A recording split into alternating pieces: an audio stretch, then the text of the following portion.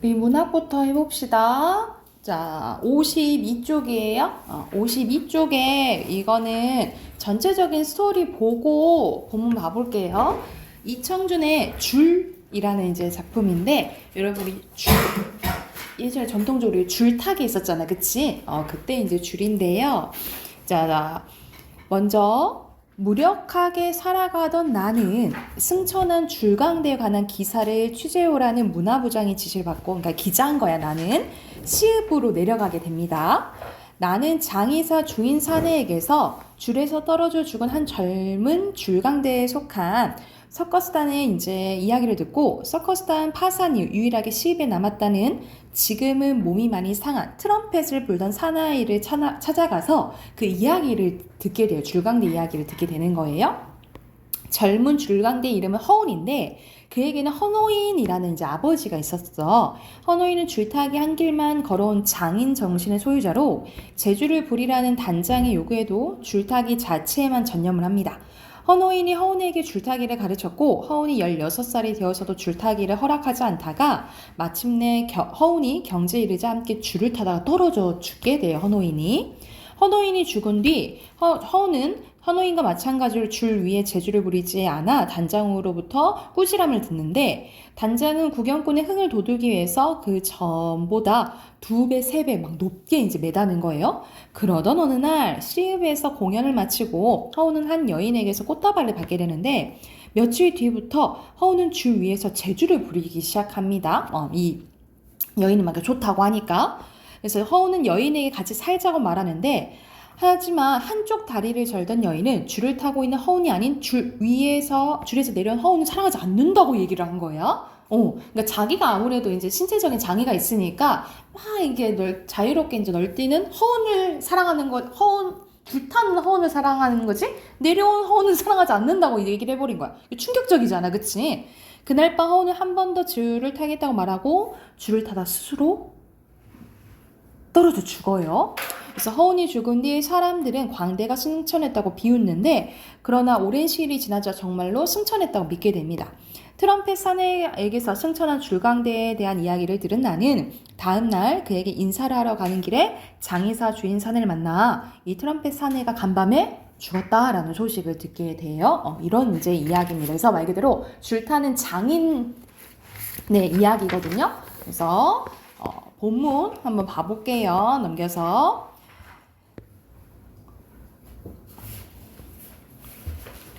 운이 11살이 되었던 해였대요. 처음으로 학교라는 곳에 갔다가 시들해져 돌아온 운은 헌호이는 이렇게 중얼거렸다. 세상에는 줄강대를 밟을 만한 땅이 흔찮은 게 당연하지. 그러니까 적응하지 아마 힘들었을 거다. 뭐 이제 이렇게 얘기를 하는 거예요. 그러고는 운에게 줄타기를 가르치기 시작을 합니다. 땅바닥에 직선을 그어놓고 그 선에서 발이 벗어나지 않게 왕래하는 것도 시작했는데, 그 다음에는 강목이었다. 발바닥 절반만한 넓이의 강목을 땅에 깔아놓고 손을 뒤로 모아 잡은 다음 몸을 꼿꼿이 하여 그 위를 왕래하는 훈련이었다. 처음에는 천천히, 그리고는 나중에는 빨리, 그랬다가는 다시 천천히. 그것이 아주 익숙하게 되었을 때 우는 눈을 싸매고 그때까지의 과정을 한 번 더 되풀이했는데, 다음에는 그 강목이 줄로 바뀌고 그 줄이 드디어 공중으로 떠올리기 시작했다. 꼬박 5년의 세월이 걸렸대요. 그러니까 5년 동안 이것만 이제 한 거야. 우는 16살이 되었다. 그때 이미 그는 언뜻 보기에 헌호인과 다름없이 줄을 탔다. 그러나 헌호인은 운을 사람들 앞에서 줄 위로 오르게 하려는 눈치가 안 보였는데, 하지만 운은 그 헌호인에게 섣불리 이야기를 꺼낼 수 없었다. 운은 헌호인을 무서워했다. 이런 식으로 속마음이 나오니까 전질 작가 시점인 걸 알 수 있겠죠, 그쵸? 헌호인은 운을 때리지는 않았지만 시간이 나면 언제나 뒷마당에서 회초리를 들고 운의 줄타기 연습만을 계속했다. 참다 못한 운이 이 얘기를 한 거예요. 아버지, 저도 이제 사람들 앞에서 줄을 좀 탔으면 합니다. 그래, 그럼 줄을 탈 때 끝이 가까워 보이느냐? 네, 바로 눈앞에 있는 것 같습니다. 그럼 가는 줄이 넓게 보이겠구나. 그 위에서 뛰어노를 수 있을 것 같습니다. 안 되겠다! 우는 까닭을 몰랐으나 더 대꾸하지 않았다. 시간이 지나서 18살이 된 거예요. 우는 헌호인에게 다시 청을 드립니다. 어떠냐? 줄이 넓어 보이느냐? 줄이 보이지 않습니다. 불안했지만 이렇게 얘기를 한 거야. 그러니까 줄이 보이지 않을 정도로 그만큼 뭐 하게 된 거예요? 몰입을 하게 된 거지, 줄타기에. 그래, 줄을 타고 있을 때 아무것도 보이지 않는단 말이냐? 예. 귀에 들리지도 않고? 예. 아직은 좀 객기가 있는 것 같은데, 아직 아닌 것 같은데? 약간 이제 이런 마음이 드는 거지. 뒤로 넘겨서 허노이는 턱으로 줄을 가리켰다. 우는 또 아무 대꾸도 못하고 줄로 올라갔다. 사실 우는 자신이 허노인과 같이 줄을 잘 탈 수 있으려고 생각하지는 않았다. 허노인이 줄을 타는 모습은 정말 아름다웠는데 천장 포장을 걷어치고 넓은 밤하늘 배경으로 허노인의 흰 옷에 조명을 받으며 줄을 건너는 것이었는데 발을 움직이는 것 같지도 않게 그냥 막 흘러가듯이 조용히 줄을 건너가는 노인의 모습은 유령 같기도 하고 어떤 때는 그냥 땅 위에서 하품을 하고 있는 것 같기도 했다라는 거죠. 그러니까는 말 그대로 예술의 경지 이게 다다른 거지. 말 그대로 이제 장인 정신을 이제 보여주고 있는, 장인의 모습을 보여주고 있는 거죠, 허노이는. 이상한 것은 그렇게 줄을 타는 노인이었지만 줄에서 내려오면 그는 온몸이 언제나 땀에 흠뻑 젖어 있곤 한 거죠. 그러니까 그만큼 엄청 온 힘을 다해서 이제 줄을 타는 거지. 그리고 단장은 그런 허노인의 줄타기를 몹시도 싫어했다. 아니 구경꾼 놈들의 간덩이 막 덜컹덜컹 내려가게 해주라는 말이야. 재주를 좀 부려, 재주를. 그래서 우리 줄 타는 거 보면은 막 이렇게 반동 일어나고 막 떨어질 것 같이 막 하고 하잖아요. 이런 묘기를 좀 보여달라라고 하는데 허노이는 그렇게 하진 않는 거지. 단장은 허노이를 매번 나무랐다. 허노이는 얼굴이 파랗게 질려서 대꾸도 못하고 땀만 뻘뻘 흘리다가 단장 앞에 힘없이 물러나곤 했는데 그러나 그 다음 날도 허노이는 여전히 전처럼 줄을 탔다. 우는 누가 뭐래도 허노이는 그렇게 줄을 타는 것이 좋았고 자기도 그렇게 줄을 탈 수 있기를 바랬다. 그러다 어느 날 밤 그러니까 운이 허노인에게 두 번째로 소망을 말하고 나서 1년쯤 또 1년이 지났어. 1년쯤 지났을 때였다. 줄 위에서 그렇게 유연하던 노인의 발길이 변을 한번 일으켰다. 딱 한 번 발길이 가볍게 허공을 차는 듯한 동작을 하더니 줄이 잠시 상하 반동을 했는데 허노이는 가만히 몸을 지탱하고 있다가 곧 다시 줄을 건너갔다. 누구도 그것을 실수로 생각한 사람은 없었다. 근데 실수를 처음 이제 하게 된 거지. 객석에 눈을 두고 있던 단장은 거기서 일어나는 무의식적인 함성에 놀라 하늘을 쳐다보았으나 줄이 상하로 조금씩 움직이는 것밖에 무슨 일이 일어났는지조차 알 수 없었을 정도였다. 허노인이 줄을 잘 탔다고 하는 것은 운의 생각입니까? 혹은 노인의 생각입니까? 여기 있잖아. 여기서부터는 지금 누구의 대화냐면 나 있죠. 나와 그 트럼펫 사내 있잖아요. 이 트럼펫 사내에 이제 이야기로 온 거야. 이야기로 온 거야. 그래서 여기서 나오죠. 나는 트럼펫의 사내가 숨을 좀 돌리게 하기 위해서 이야기로 뛰어들었다. 사내는 한마디를 하기 위해서 거의 한 번씩 숨을 들이켰는데 그래서 여기서는 내부 이야기가 있고 외부 이야기가 있는 액자식 구성이에요. 그건 물론 운의 생각이었습니다. 그럼 이상하지 않습니까? 노인께서 운의 생각을 어떻게 하세요? 그러니까 트럼펫 사내한테 당신이 운의 생각을 어떻게 하냐? 내가 물어본 거야. 그렇죠. 하지만 이렇게 누워서 많이 생각을 했죠. 그리고 운은 나와 나이가 가장 가까웠으니까 내가 그의 심중을 비교적 많이 이해하는 편이었고 그도 내게만은 조금씩 얘기를 할 때가 있었어요. 그리고 나는 그때 벌써 나팔쟁이가 다 되었으니까 웬만큼 나팔을 불어주고 남은 시간 되게 그 부자가 지내는 뒷마당에서 보냈었고 그러니까 많이 이제 관찰을 했던 거지, 그지? 그런데 말입니다. 그러니까 허노인이 한번 발을 헛디뎠던 다음 날이었죠. 마침 그날도 나는 거기 있었는데 이상하게도 그날은 허노인이 아들의 줄타기를 보면서 땀을 뻘뻘 흘리고 있었어요. 나는 줄 위에 있는 운이 아니라 무섭도록 줄을 쏘아보고 있는 노인의 눈과 땀이 송송 솟고 있는 이마를 보고 있었죠. 그런데 노인이 갑자기 이놈아! 하고 병력 같은 소리를 지르면서 줄 밑으로 막 내닫는 게 아니겠습니까?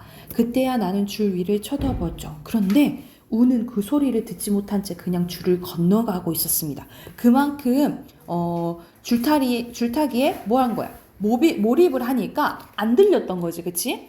이놈, 너는 예비의 말도 듣지 않느냐? 이렇게 얘기를 했던 거야. 운이 줄을 내려왔을 때 노인이 호령했으나 그는 역시 어리둥절하기만 했대요. 내가 놀란 것은 그때 허노인이 빙그레 웃었다는 것입니다. 왜? 만족을 한 거지. 얘가 그만큼 아들이 경지에 올랐구나. 그런 것에 대한 이제 만족감인 거죠. 만족감의 웃음을 지은 거야. 그리고 부자는 그 길로 함께 주막 술집에 찾아 들어갔습니다. 사내 이야기는 다시 계속되었다 하면서 또 안에 내부 이야기로 들어가는 거예요. 그날 주막에서 헌호인은 운에게 술잔을 따라주고 그날 밤으로 운은 에게 줄에 오르라고 이제 얘기를 한 거야. 줄 끝이 멀리 보여서 더욱 안 되지만 가깝고 넓어 보여서도 안 되는 법이다. 그 줄이라는 것이 눈에서 아주 사라져버리고 줄에만 올라서면 거기만의 자유로운 세상이 있어야 되는 게야. 제일 위험한 것은 눈과 귀가 열리는 것이다.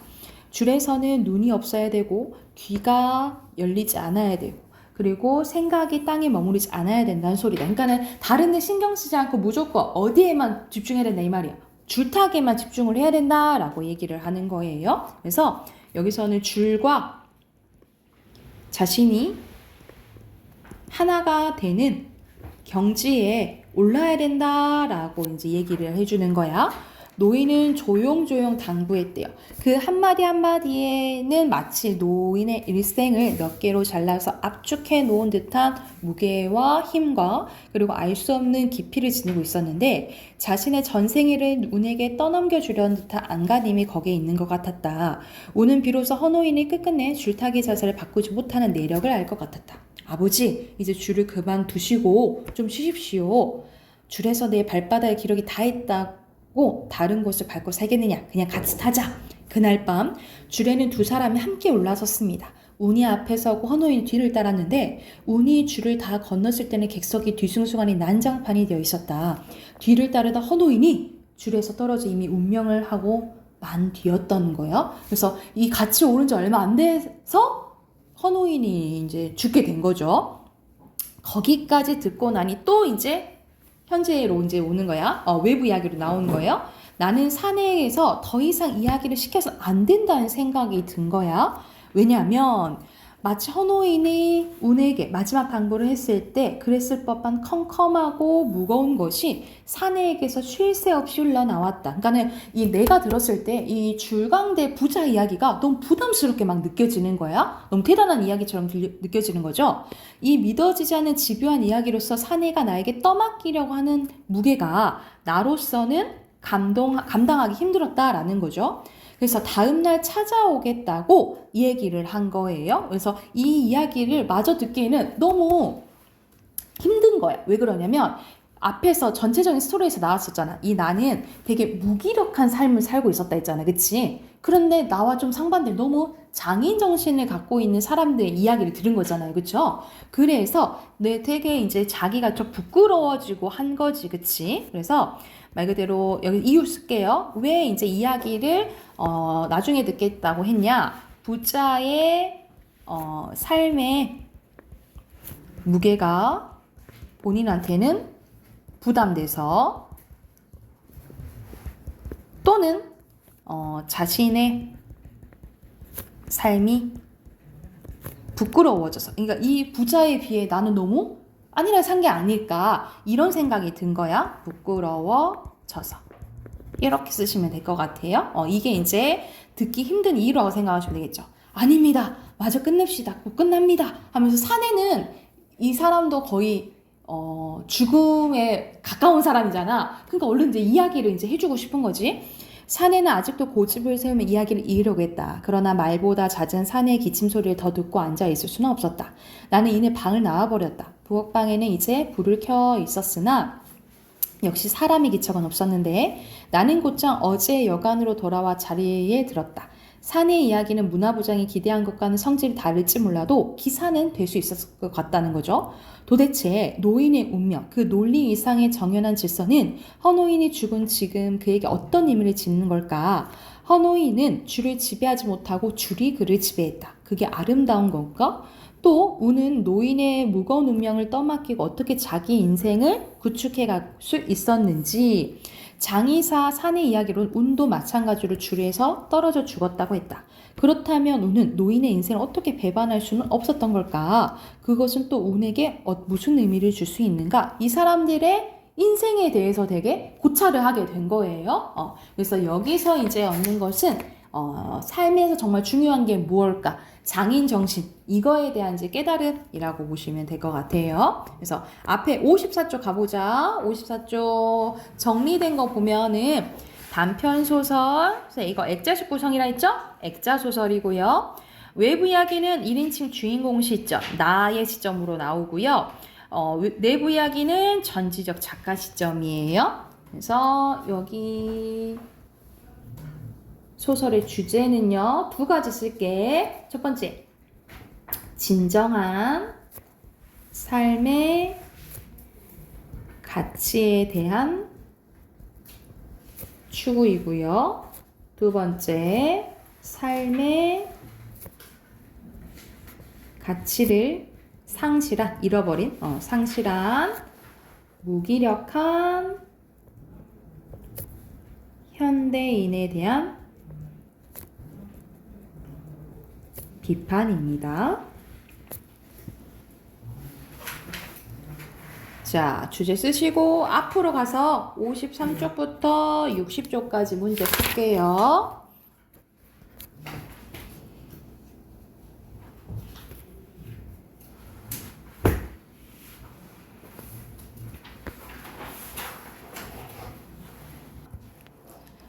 자, 53쪽 순서대로 X 몰랐었죠, 그쵸?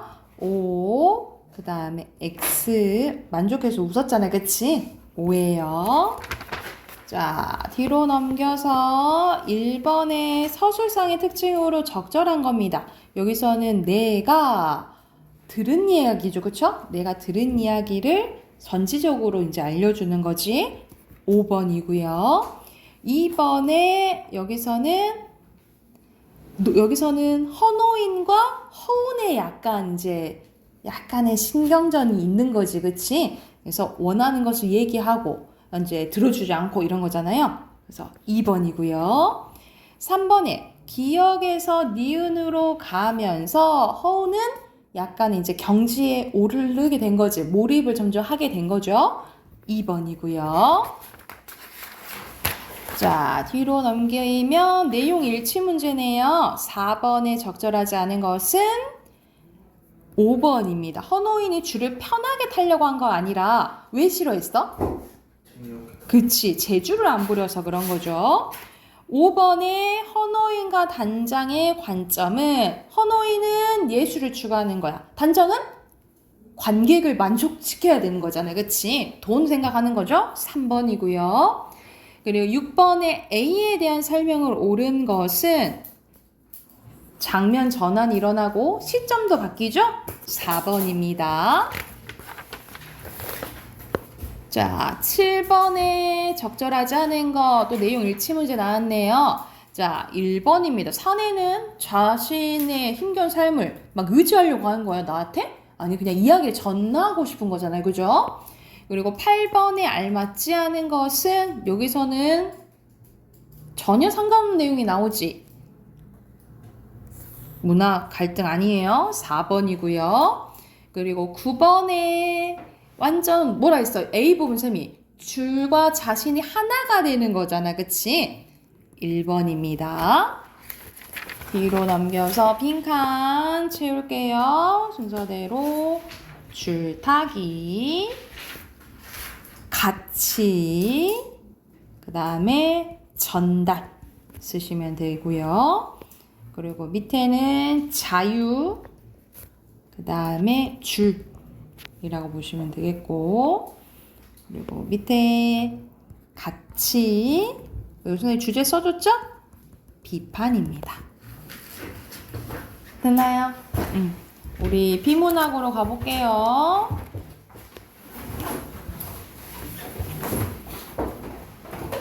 오늘 32쪽 할 차례네요.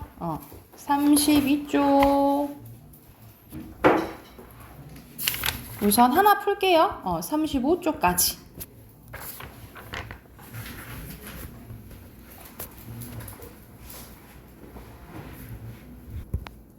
자, 확인해 볼까요? 32쪽 보면은 여러분 여기서 행복에 대해서 나오는데 에우다이모니아, 그리스어로는 에우다이모니아라고 한대요. 그래서 여기서는 아리스토텔레스가 생각하는 행복에 대해서 이제 얘기가 나오는데, 그는 인간 고유의 기능인 이성, 우리가 옳고 그름 생각하는 게 이성이잖아, 그치? 이성을 발휘하여 그것이 완전한 실현한 상태를 에우다이모니아라고 했대요. 그런데 이 막스 밀러가 아리스토텔레스가 말한 이 에우다이모니아의 시간적 속성을 부여해서 세 가지 측면으로 설명을 한 거야.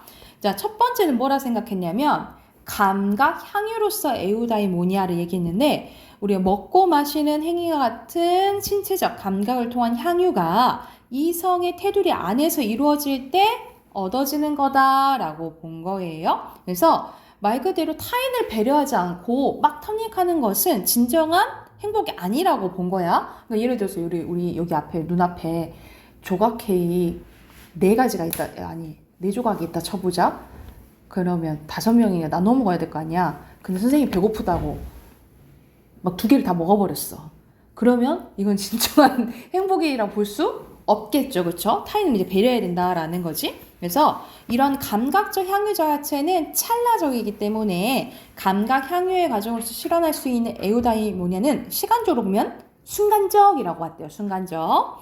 둘째, 공동체적 삶을 통해 실현할 수 있는 에우다이모니아는 공동체 속에서 인간이 자유를 누리면서도 이성을 발휘하여 책임 있는 행동을 함으로써 얻게 되는 것이라고 봤는데요. 인간의 이성은 공동체의 훈육을 통해서 개발될 수 있으므로 인간은 공동체를 떠나서 행복을 구하려서는 안 된다. 우리가 다 더불어 살아야지 행복할 수 있다. 이렇게 보는 거고, 그래서 시간적으로는 역사적으로 봤대요. 셋째, 관조의 삶을 통해 실현할 수 있는 에우다이모니아는 인간이 세계의 영원한 질서를 인식하게 됨으로써 얻을 수 있는데, 여기서 관조란 쾌락을 목적으로 하는 향락을 즐기는 거, 향락적 활동이나 부를 목적으로 하는 영리적 활동이 아니라 감각적으로 포착할 수 없는 영원 불변한 진리를 학문을 통해서 바라보는 영혼의 활동을 얘기하는 거예요. 그러니까 우리 보통 자아 실현을 통해서 얻을 수 있는 행복 있죠. 이게 여기에 해당된다라고 생각하시면 돼요. 그래서 이거는 영원성을 갖는데, 밀러에 따르면 인간의 이성을 통해 실현될 수 있는 에우다이모니아는 모두 그 자체로 의미가 있는데, 그래서 이 순간성, 역사성, 영원성은 무관한 것이 아니므로 전생에 거쳐서 이 3가지를 구현하도록 노력해야 된다라고 본 게 이 막스 밀러라고 보시면 될 것 같아요. 그럼 1번에 적절하지 않은 것은 여기서 정신을 배제한다는 소리 없어요. 4번이고요. 자, 2번에 알맞지 않은 거. 기억은 감각적 향유에 관련되고 있죠? 니은은 법, 이렇게 지으니까 공동체적 삶과 관련된 거겠죠? 그리고 이건 수학 공부하는 거는 관조와 관련된 거겠지, 그치? 그래서 여기서 해당되지 않은 것은 마지막에 관조는 뭐라 했어? 향락적인 활동이 아니라고 했죠. 그쵸? 땡. 5번이에요. 뒤로 넘겨서 빈칸 채울게요. 아리스토텔레스. 신체적, 역사적, 관조, 학문이고요. 이때 중심 내용은 에우다이모니아인데 누가 바라본 막스 밀러가 주장한 에우다이모니아의 3가지 측면입니다. 막스 밀러가 주장한 에우다이모니아의 3가지 측면, 이렇게 쓰시면 되고요. 밑에 행복, 공동체, 영원성입니다. 됐나요? 오른쪽에 어휘 갈게요. 순서대로 향유, 쾌감, 안락, 탐닉, 혼육이고요. 이렇게 표시하시면 됩니다.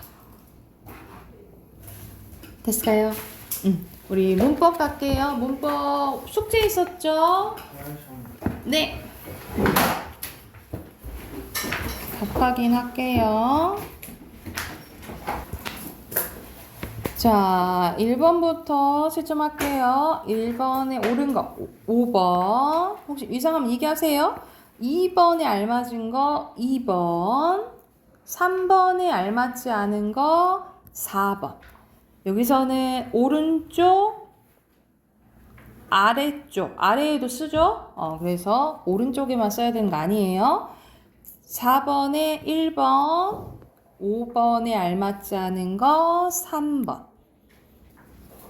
왜냐면 이거는 맞는데 여러분 여기에 있는 모음 단독인가 없잖아. 그치? 이 때문에 틀렸네요. 6번에 5번 다 맞아요. 7번에 3번, 8번에 2번, 9번에 고모음, 중모음, 저모음이죠? 9번에 2번, 10번에 4번, 11번에 1번, 12번에 여기서는 전설 모음이면서 원순 모음이면서 중모음이잖아요. 그럼 뭐야? 왜죠? 왜가 들어야 되니까 4번이고요. 13번에 4번, 14번에 2번, 15번에 5번, 16번에 1번, 17번에 1번, 파열음이죠. 그리고 18번에 입술 소리면서 여기서는 이건 예사소리인 거거든요. 그럼 비음 얘기하는 거야. 그래서 2번이고요. 19번에 2번, 20번에 3번이고요. 21번, 이거 선생님이 계속 강조했죠? 아이를 발음할 때는 어이를 발음한 것보다 더 입을 더 크게 벌리고 혀를 더 낮춰야 된다 했어요. 5번이고요. 22번에 2번, 23번에 이 에가 반대로 돼 있네. 그치? 그럼 혀가 점점점 높아지겠죠. 2번, 24번에 2번, 25번에 5번입니다.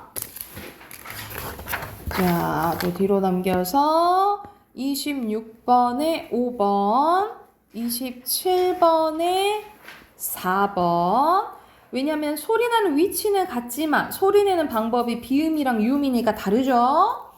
그리고 28번에 5번, 29번에 5번, 30번에 여기서는 입술 소리면서 원순 모음, 중모음, 후설이어야 되고요. 그쵸? 그러니까 오가 들어가야 되겠지. 그치? 그리고 여린 입천장이니까 기역과 이응이 들어가야 되겠죠. 그쵸? 기역과 이응 계열이니까 3번이겠죠. 자, 서술형 쓸게요. 자, 각각 쓰는 거야. 기역은 최소, 대립, 쌍이죠. 쌍이다. 기역은 왜 니은과 기역 차이로 의미가 구별되기 때문이다. 이렇게 쓰면 되겠죠. 니은은 최소 대립상이 아니죠. 왜? 최소 대립상은 하나만 달라야 돼. 그치? 하나만 달라야 돼. 왜? 이유 써야겠지? 왜냐면 첫 소리와 가운데 소리가 모두 다르기 때문이다. 이렇게 쓰시면 돼요. 됐을까요? 그리고 밑에 자음을 발음할 때는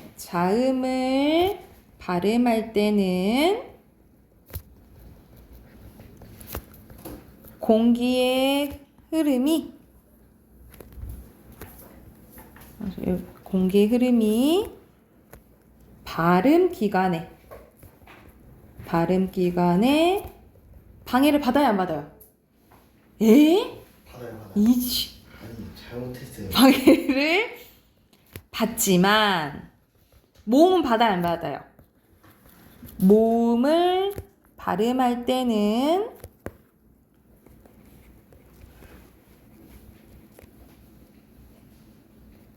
방해를 받지 않는다. 근데 원래는 써야겠죠? 앞에 있는 부분 여기 쓰셔야 되겠죠? 공기 흐름의 발음 기관에 방해를 받지 않는다. 이렇게 쓰시면 돼요. 됐을까요?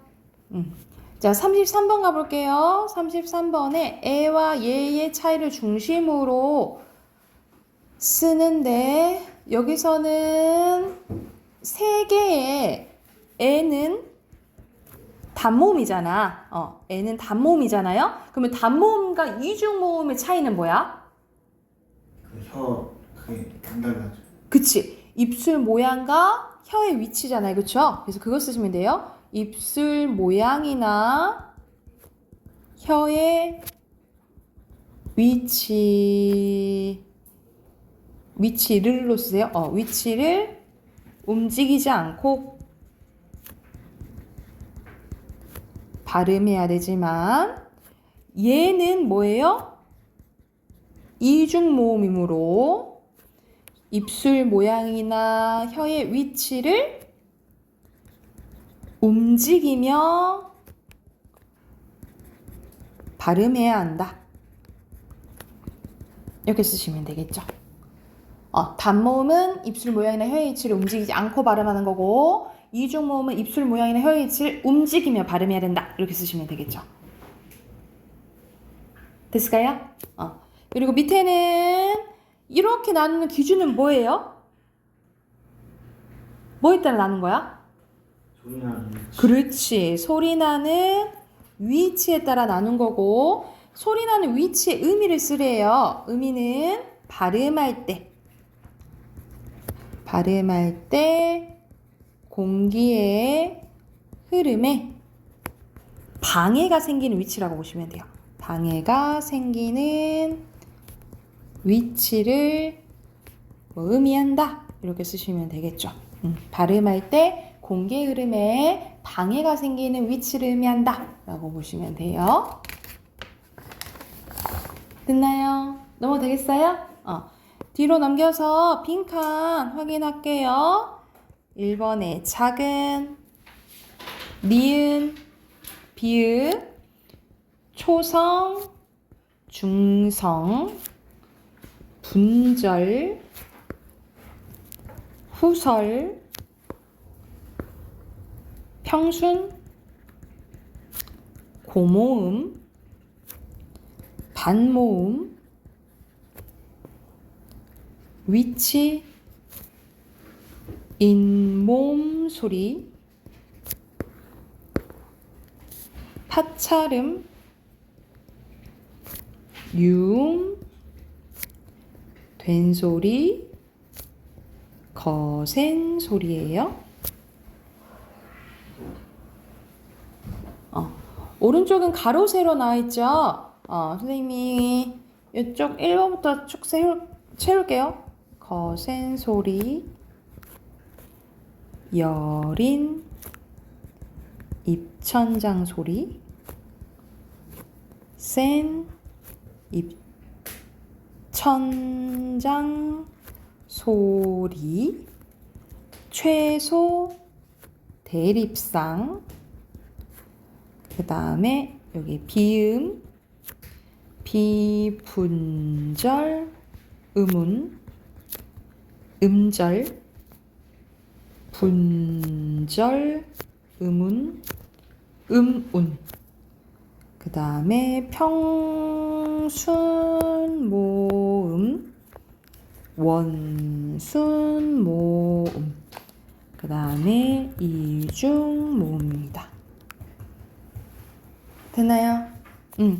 자, 우선 여기까지 하고 자음 모음 시험 볼게요. 시험 보는데 여러분 20쪽 잠깐 봐봐봐. 20쪽의 표를 보시면 되거든요. 20쪽의 표를 보면 되는데 이 20쪽의 표가 단모음표는 요 그대로 하시면 돼요. 또는 혀의 앞뒤 위치 또는 같은 말로 혀의 최고점 위치 이렇게 쓰셔도 돼요. 입술 모양 혀의 높낮이고요.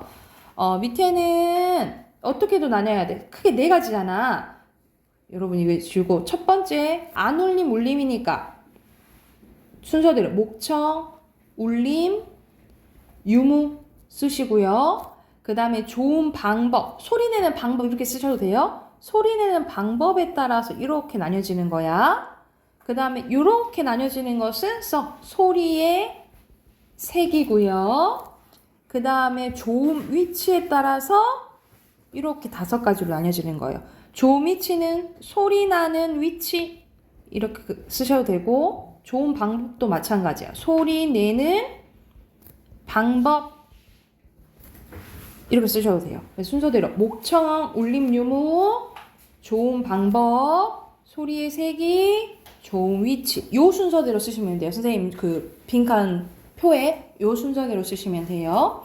그래서 외우고 시험 볼게요.